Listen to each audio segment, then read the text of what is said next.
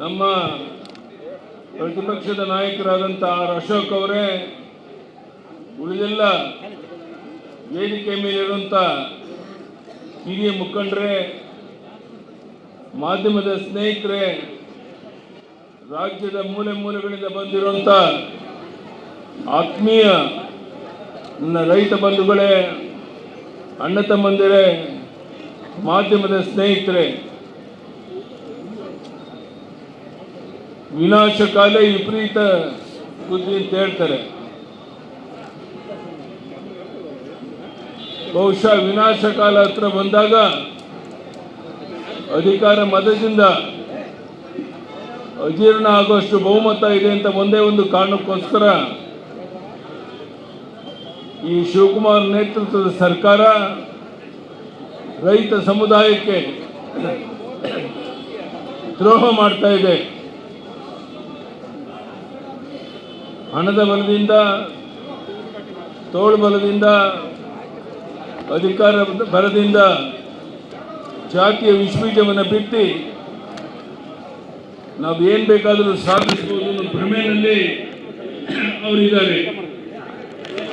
ಕರ್ನಾಟಕ ರಾಜ್ಯದಲ್ಲಿ ಭೀಕರ ಬರಗಾಲ ಇದೆ,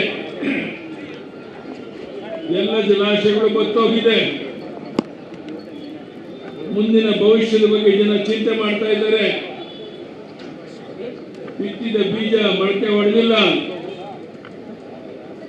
ಕಣ್ಣೀರಲ್ಲಿ ಕೈ ತೊಳಿತಾ ಇರುವಂತಹ ಈ ಸಂದರ್ಭದಲ್ಲಿ ಈ ರಾಜ್ಯದ ಮುಖ್ಯಮಂತ್ರಿ ಇತರ ಜನ ಎಲ್ಲರೂ ಸೇರಿ ಡೆಲ್ಲಿಗೆ ಹೋಗಿ ಮಂತ್ರಿಮಂಡಲ ವಿಸ್ತರಣೆ ಬಗ್ಗೆ ಚಿಂತನೆ ನಡೆಸಿದ್ದಾರೆ ಹೊರತು ಯಾವನಾದರೂ ಒಬ್ಬ ಈ ರಾಜ್ಯದ ಜನರ ಸಂಕಷ್ಟವನ್ನು ಕೇಳೋದಕ್ಕೋಸ್ಕರ ಯಾವುದಾದ್ರೂ ಜಿಲ್ಲೆಗೆ ಹೋಗಿ ಜನರನ್ನ ಒಟ್ಟಿಗೆ ಸೇರಿಸಿ ಅವರ ಕಷ್ಟ ಸುಖವನ್ನು ವಿಚಾರಿಸುವಂತ ಪ್ರಾಮಾಣಿಕ ಪ್ರಯತ್ನ ಮಾಡಿಲ್ಲ.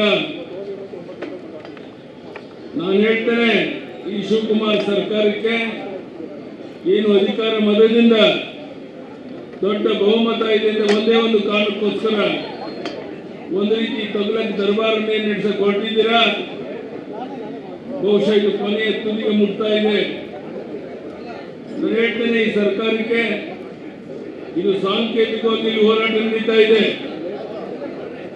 ನೀವು ಯಾವ ಜಿಲ್ಲೆಗೆ ಹೇಳಿದ್ರು ಸಹ ನಾನು ಬಂದು ಒಂದು ಅರ್ಧ ದಿವಸ ಇದ್ದು ಜನರ ಸಂಕಷ್ಟಕ್ಕೆ ಸ್ಪಂದಿಸಕ್ಕೆ ಸಿದ್ಧ ಇದ್ದೇನೆ.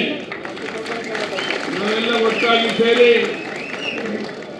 ಈ ಭ್ರಷ್ಟ ಸರ್ಕಾರವನ್ನು ಕಿತ್ತೊಗೆಯಬೇಕಾಗಿದೆ.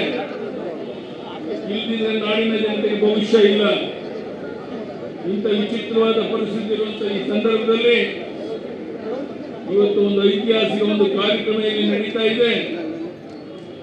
ಬಹುಶಃ ನಿಮ್ಮ